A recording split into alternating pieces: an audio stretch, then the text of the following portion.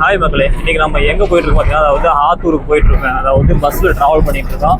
அதாவது இந்த பஸ்ஸில் வந்து எத்தனை பேருக்கு ட்ராவல் பண்ணுறத பிடிக்கின்ற நம்ம கமெண்ட் பண்ணுங்க. அதாவது இந்த பஸ்ஸில் போகிற வழியில் இந்த அழகான வில்லேஜில் என்னென்ன இருக்குது அப்படின்னு பார்க்க தான் போயிட்டு இருக்கோம். அங்கே பாருங்க, செமையாக இருக்குது. போகும்போது பார்க்கும்போது கொஞ்சம் அங்கங்கே அந்த சொல்கிற விவசாயம்லாம் இருக்குது.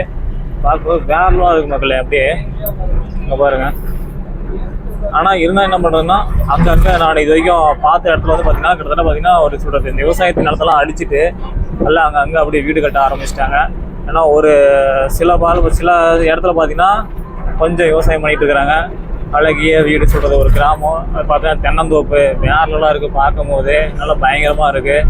அதாவது எப்படி சொல்கிறாங்க, இந்த பஸ்ஸில் ட்ராவல் பண்ணுறதுக்கு கொஞ்சம் இன்ட்ரெஸ்ட்டாக இருக்குங்க. சும்மா இந்த அழகை ரசிச்சுட்டு அப்படியே இயற்கை ரசிச்சுட்டு வேலைலாம் இருக்குது. பாருங்க, இப்படி இந்த வக்கிப்புலாம் எந்த அளவுக்கு அப்படியே போட்டிருக்காங்க அப்படின்ட்டு. பாருங்க, அந்த மலையெல்லாம் பாருங்க வேலைலாம் இருக்குது. அப்படியே கொஞ்சம் லைட்டாக ஜூம் பண்ணி பார்க்கலாம், பக்கத்தில் வர வைக்கலாம் மலையவை. அங்கே பாருங்க செம்மையாக இருக்குது அந்த காட்சியெல்லாம். ஒரு மலையெல்லாம் பார்த்து எப்படி இருக்குது? செம்மையாக இருக்கு இல்லையா? இந்த இயற்கைலாம் பார்த்து எப்படி இருக்கு? சூப்பராக இருக்கு தானே? அங்கே செம்மையான ஒரு வீடு அழகியா. அங்கே சின்னதாக ஒரு வீடு, இந்த பக்கம் தகரெல்லாம் தடுத்துருக்காங்க. வேலைலாம் இருக்குது, பார்க்கறதுக்கு அற்புதமாக இருக்கு இல்லையா? இங்கே பாரு, வெள்ளரி பிஞ்சு பாரு அறுவடை செய்கிறாங்க. அந்த வெள்ளரிக்காய், அந்த சிவப்பு கலர் இருக்கும்ல வெள்ளரிக்காயே, அதை பார்த்து அறுவடை செய்கிறாங்க. பார்த்தே இல்லையா? இது வரைக்கும் நான் அந்த மாதிரி பார்த்தது இல்லையா? அறுவடை பண்ணாங்க, நான் பார்த்தோமா பாரு. ஆனால் இந்த ரோடு பக்கத்துலேயே ஒரு ஊர் பாரு.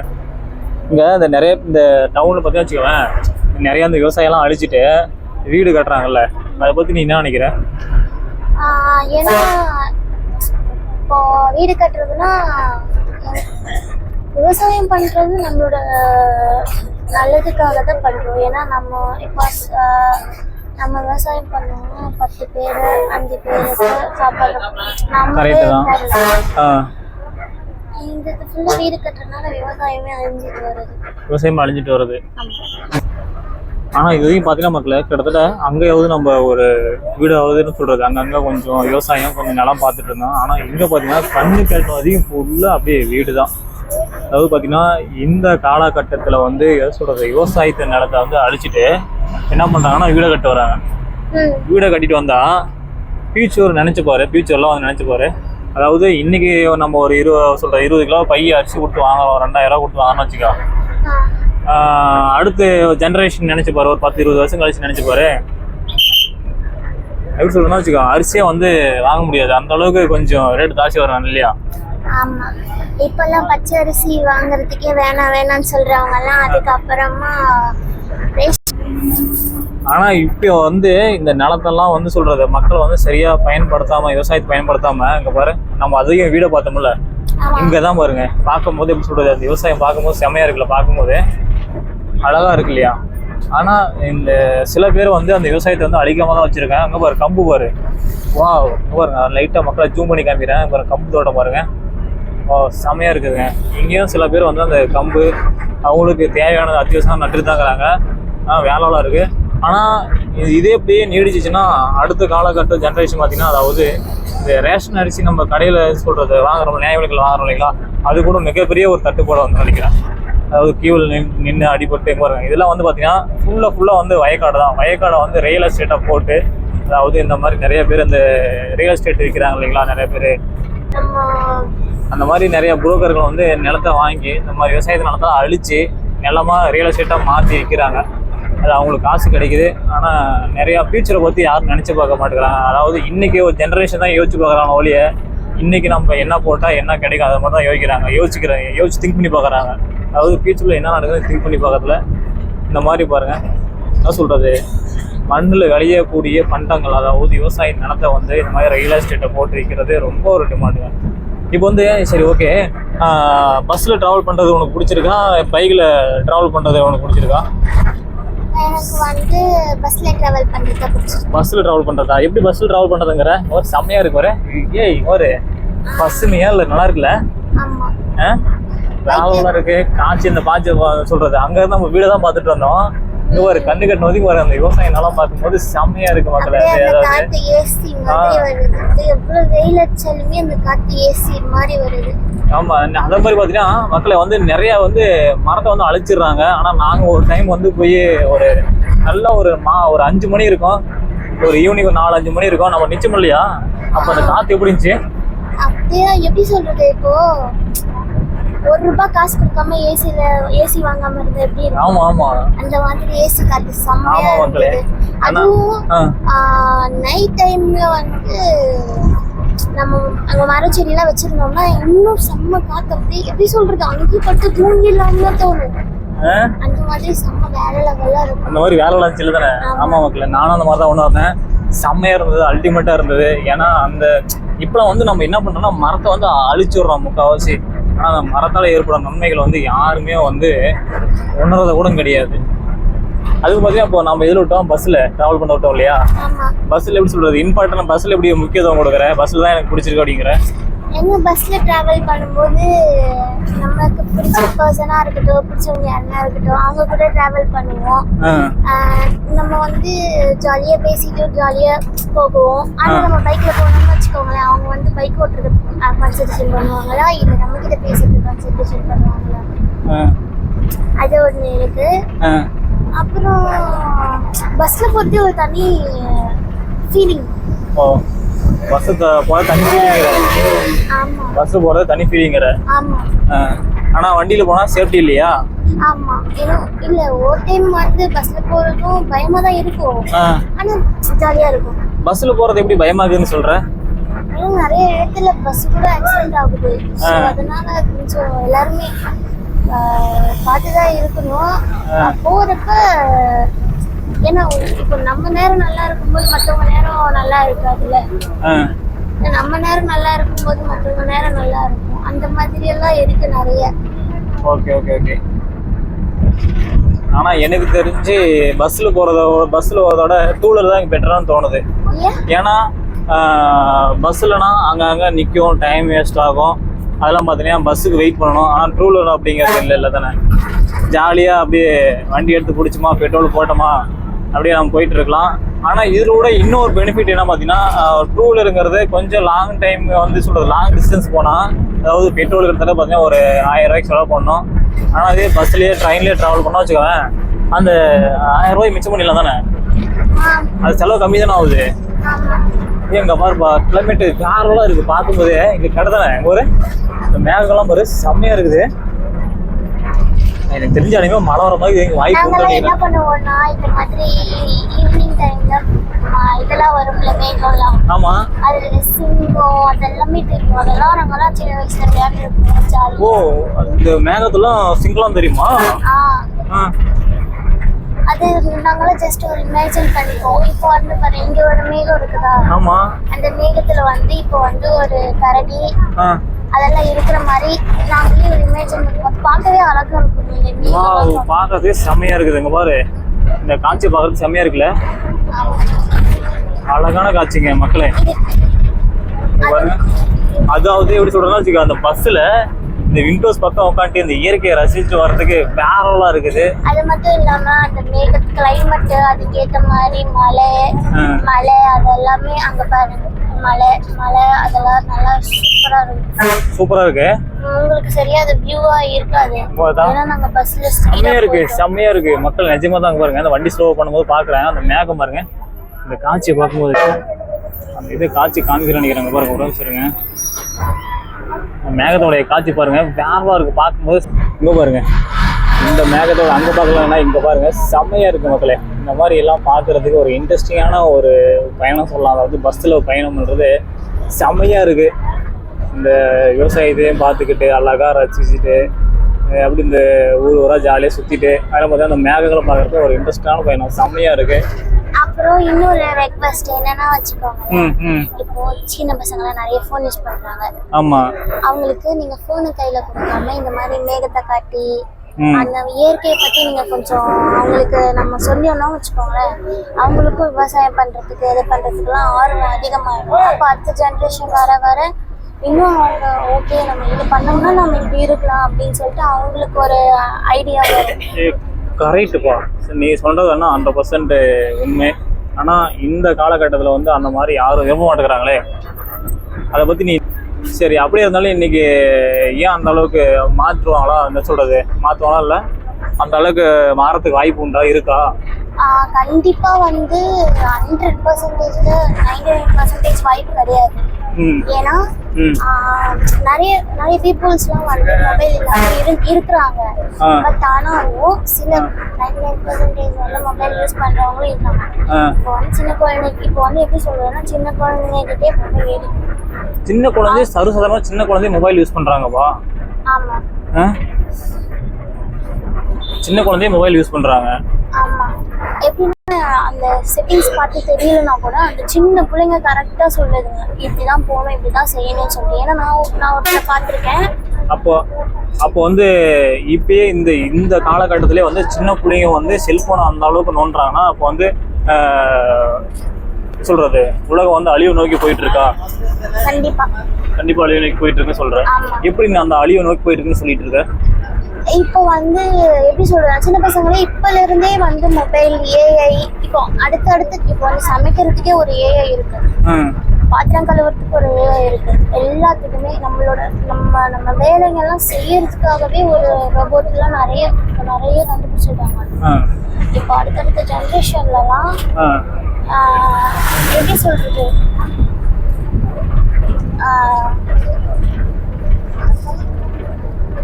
ஃபுல்லா எல்லாமே இப்போ வந்து ஆர்டிஃபிஷியலா எப்படி சொல்றதுன்னு வச்சுக்கோங்களேன். இப்போ வந்து நான் வந்து ஒருத்தர்கிட்ட பேசணும் அப்படின்னா அவங்கள போய் நம்ம பார்க்க தேவையில்லை. அவங்கள மாதிரியே ஒரு இது மாதிரி இருக்கும். அது பேர் எனக்கு தெரியல. ஆனா அதை நம்ம இது பண்ணோம்னா அவங்க நேர்ல இருக்கிற மாதிரி ஒரு ஃபீல் ஆகும். நேர்ல இது அவங்க அதாவது அந்த இது சொல்றதுன்னா இப்பெல்லாம் வந்து சமீபத்தில் கொண்டு வந்துட்டாங்கல்ல, நேராக லைவ்ல நம்ம அவங்க எல்லாம் கூட அந்த லைவ்ல நம்ம இருக்கிற மாதிரி அவங்க கூட எப்படி சொல்றது அப்படியே உணர்ற மாதிரியும் அவங்க கூட பேசுற மாதிரியும் அந்த மாதிரி அந்த ஒரு அட்ஜஸ்ட்லாம் அந்த இது டெக்னாலஜி வளர்ந்து வந்துருச்சு நினைக்கிறேன், இல்லையா?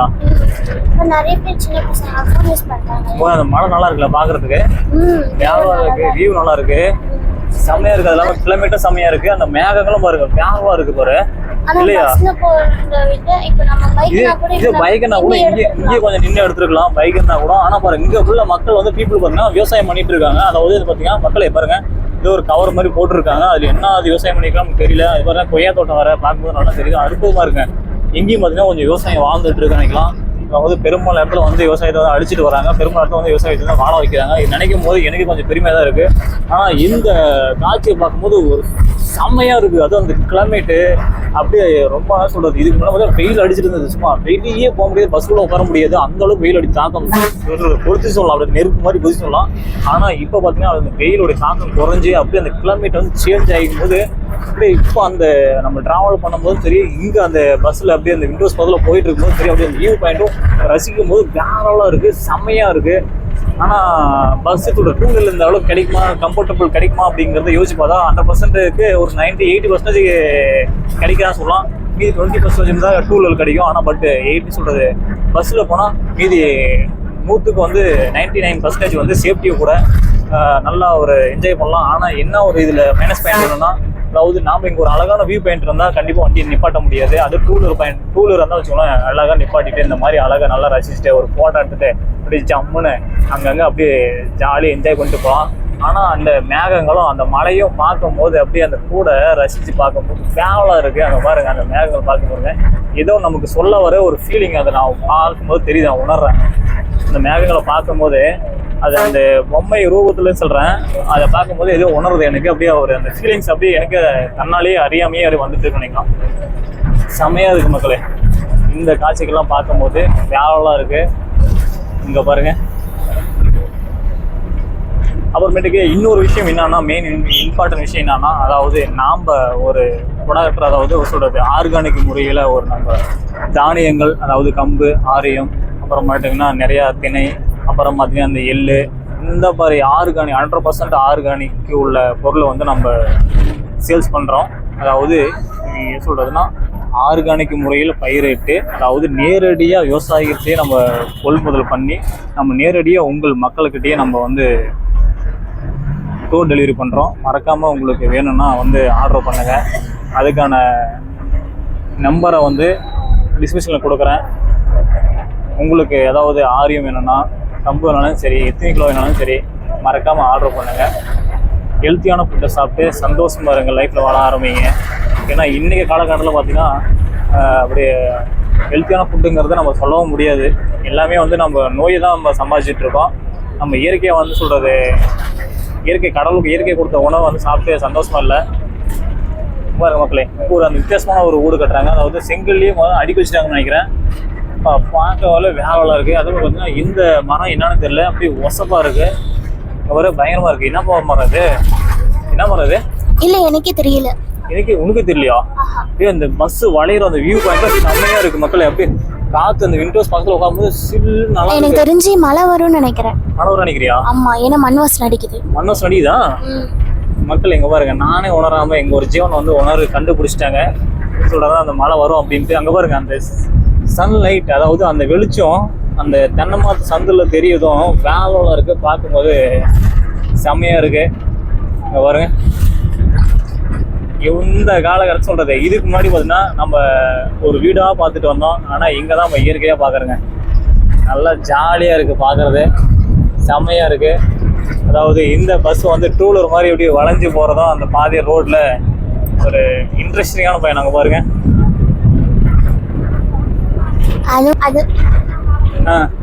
அது மட்டும் இல்லாம இப்போ வந்து நேச்சுரல் யாருமே வந்து விரும்புறது கிடையாது. நேச்சுரல், ஆமா, எல்லாமே வந்து இதுக்கு தானே போறாங்க. டெக்னாலஜி. ஆமா, இந்த ரோபோட் நல்லா சமைக்குதா, இந்த ரோபோட் நல்லா வாஷிங் மிஷின், அதாவது செயற்கை தான் போறாங்க.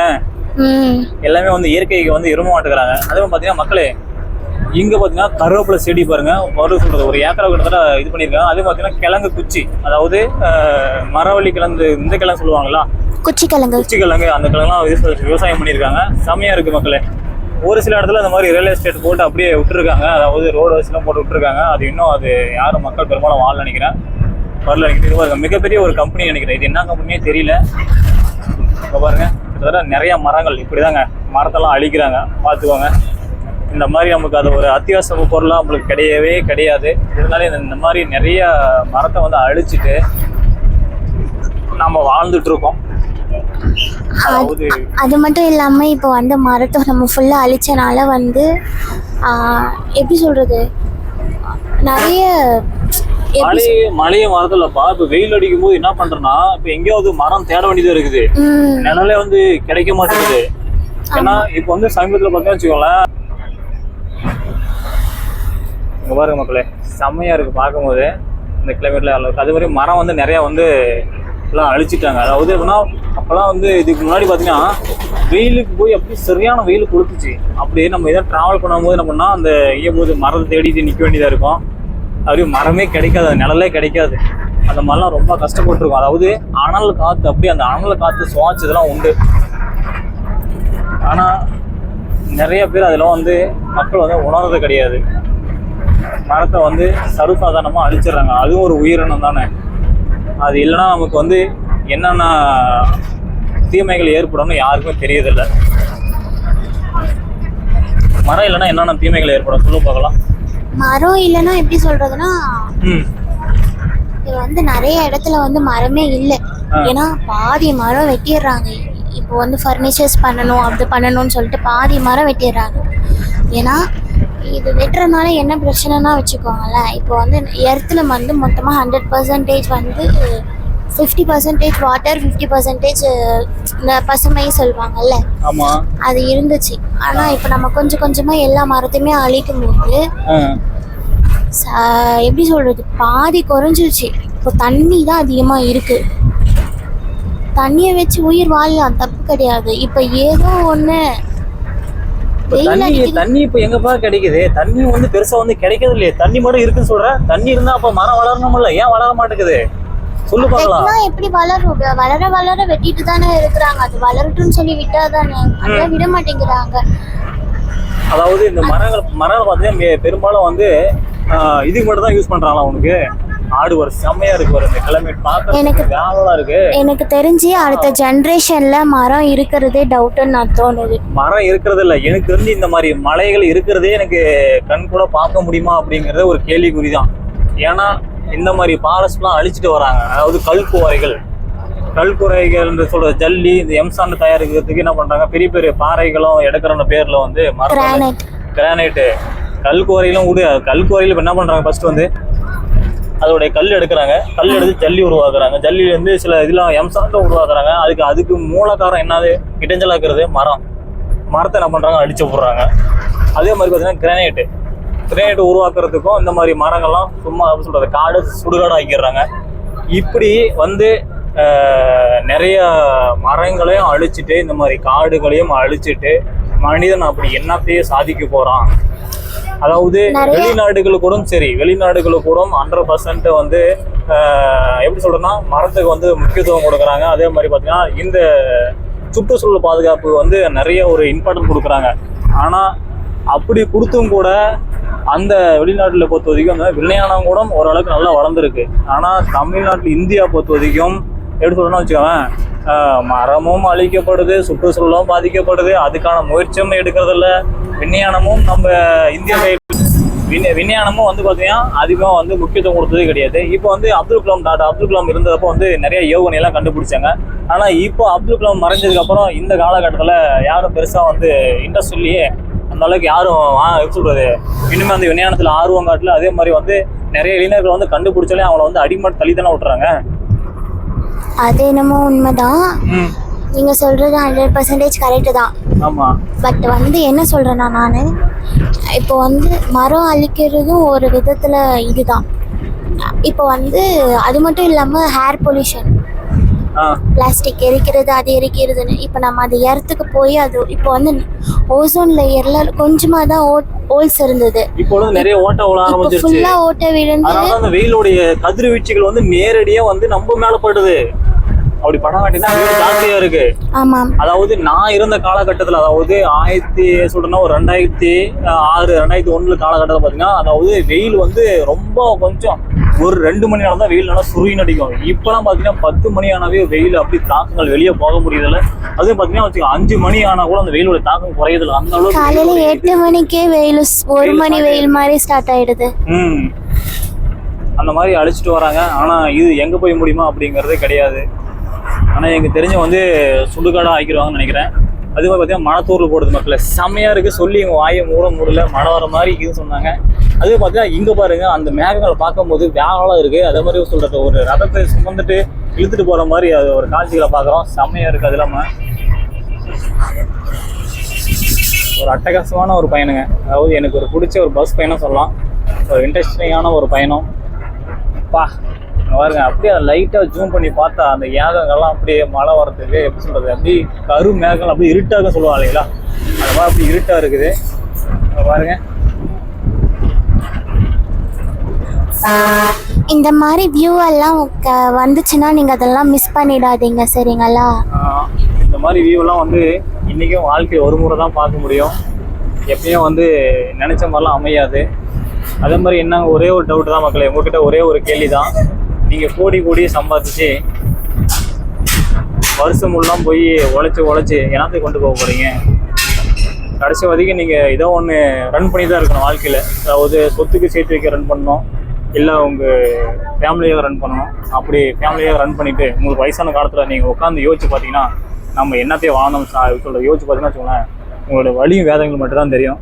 அதுவே இந்த மாதிரி கடைசி காலகட்டத்தில் நீங்கள் யோசிச்சு பார்த்தீங்கன்னா வச்சுக்கோங்களேன், உங்களுக்கு கஷ்டங்களை மட்டும் தான் ஞாபகம் வரும். அதே மாதிரி இந்த மாதிரி லாங் டிரைவ் ட்ரிப்பு நிறையா, அதாவது உதவிகள், அதாவது இல்லாதவங்களுக்கு நீங்கள் நிறைய ஹெல்ப் பண்ணிவிட்டு இந்த மாதிரி எல்லாம் நீங்கள் ஜாலியாக போயிட்டு இருந்தீங்கன்னா அது உங்களுக்கு லைஃப்பில் ஒரு சந்தோஷம் கிடைக்கும். அதே மாதிரி நீங்கள் யோசிச்சு உட்காந்து, அதாவது வயசான காலத்தில் நீங்கள் யோசிச்சு பார்த்தீங்கன்னா அப்போ அந்த நான்லாம் இப்போ ஜாலியாக ட்ரிப் போனேன், உங்கள் பேர பிள்ளைங்களுக்கு ஒரு ஸ்டோரியாக சொல்லலாம்.